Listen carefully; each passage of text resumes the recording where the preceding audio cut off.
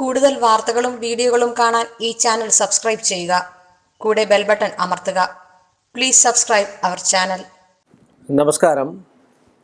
എല്ലാ മാന്യ പ്രേക്ഷകർക്കും എൻ്റെ വിനീതമായ നമസ്കാരം. ചെറുപ്പക്കാരായിട്ടുള്ള ഒരുപാട് ആൾക്കാർ, തൊഴിൽ ലഭിക്കാത്ത, ജോലി ലഭിക്കാത്ത, സർക്കാർ ജോലി ലഭിക്കാത്ത ഒരുപാട് ആൾക്കാർ വന്നിട്ട് ചോദിക്കും, സാറേ ഒരു രീതിയിലും നോക്കിയിട്ട് ഇപ്പോൾ 37-ാമത്തെ വയസ്സ്, 38 ഏജ് ഓവറാകാൻ പോകുന്നത്, എനിക്ക് ഒരു രീതിയിലും തൊഴിൽ ലഭിക്കുന്നില്ല, ഒരു രീതിയിലും തൊഴിലിൽ അങ്ങോട്ട് ഫലം ഉണ്ടാകുന്നില്ല, ചെറിയ ചെറിയ തൊഴിലാണ് ചെയ്യുന്നത്, എനിക്കൊരു ഉത്തരവാദിത്വമായിട്ട് ജീവിക്കാനൊക്കെ ആഗ്രഹമുണ്ട്, എനിക്കൊരു വിവാഹം കഴിക്കാൻ ആഗ്രഹമുണ്ട്, എനിക്കൊരു തൊഴിലില്ല. സ്ത്രീകളാണെങ്കിൽ പറയും, ഭർത്താവിന് ഇന്ന ജോലികളൊക്കെയാണ്, ഭർത്താവിനെ സഹായിക്കാൻ വേണ്ടി എനിക്കൊരു തൊഴിലില്ല. അതിൽ ഇത്രയൊക്കെ ഞാൻ പഠിച്ചതൊക്കെയാണ്, എന്നിട്ട് ഞാൻ തുള്ളി വിടുന്നില്ല. PSCയുടെ ടെസ്റ്റുകളും മറ്റു കാര്യങ്ങളും കോച്ചിങ് ക്ലാസ്സിന് പോയി അതെല്ലാം കഴിഞ്ഞതിന് ശേഷം എഴുതുന്നുണ്ട്. അപ്പോൾ ഇതെന്ന് പറഞ്ഞാൽ തൊഴിൽ സ്തംഭനം എന്നാണ് അതിന് പറയുന്നത്.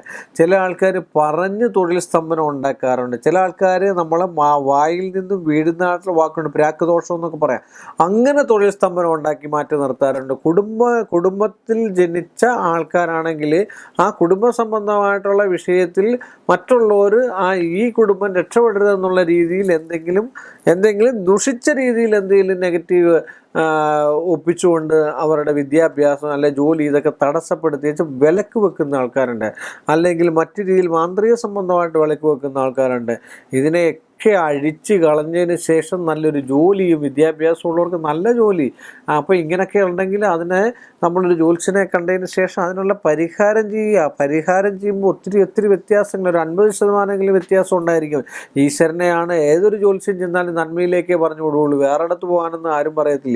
ഒന്നീ അമ്പലത്തിൽ പൂജ ചെയ്യുമോ അല്ലെങ്കിൽ മറ്റു കാര്യം നല്ലതിനല്ലേ പറയുള്ളൂ, അല്ലാതെ വേറെ ഒരു കാര്യം ചെയ്യാൻ പറയാം ഒരിക്കലും ഒന്നും പറയത്തില്ല.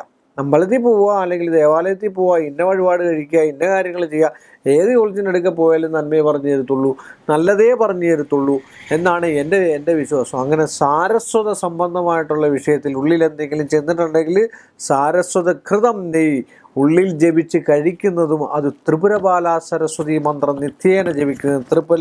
ത്രിപുര ബാലാ സരസ്വതി പവറുള്ള മന്ത്രമാണ് ത്രിപുര ബാലാ സരസ്വതി എന്ന് പറയുന്നത്.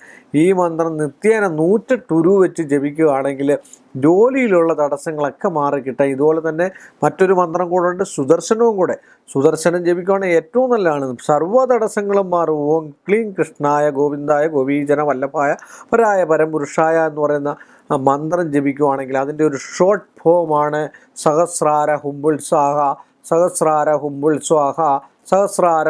സ്വാഹ. ഇതൊരു ദിവസം 108 വെച്ച് ജപിക്കുകയാണെങ്കിൽ ഏറ്റവും നല്ല. മഹാവിഷ്ണുവിനെ സങ്കല്പിച്ച് ജോലിയിലുള്ള തടസ്സങ്ങൾ, കർമ്മത്തിലുള്ള തടസ്സങ്ങൾ, വീട്ടിലുള്ള തടസ്സങ്ങൾ, ശത്രുതാപരമായിട്ടുള്ള തടസ്സങ്ങൾ ഇതൊക്കെ മാറിക്കിട്ടാൻ അതിൻ്റെ മൂലമായിരിക്കുന്ന സഹസ്രാര ഹുംബുൾസാഹ, ലഘുസുദർശനമായിരിക്കുന്ന സഹസ്രാര ഹുംബുൾസാഹ ജപിച്ചാലും മതി. ഇത്രയും കാര്യങ്ങൾ പറഞ്ഞുകൊണ്ട് ഈ ഒരു എപ്പിസോഡ് ഞാനിവിടെ അവസാനിപ്പിക്കുന്നു. മറ്റൊരു വിഷയവുമായിട്ട് അടുത്ത എപ്പിസോഡിൽ കാണുന്നവരെ എല്ലാ മാന്യദർശകർക്കും എൻ്റെ നിസ്സീമമായ നന്ദി, നമസ്കാരം. കൂടുതൽ വാർത്തകളും വീഡിയോകളും കാണാൻ ഈ ചാനൽ സബ്സ്ക്രൈബ് ചെയ്യുക. കൂടെ ബെൽ ബട്ടൺ അമർത്തുക. Please subscribe our channel.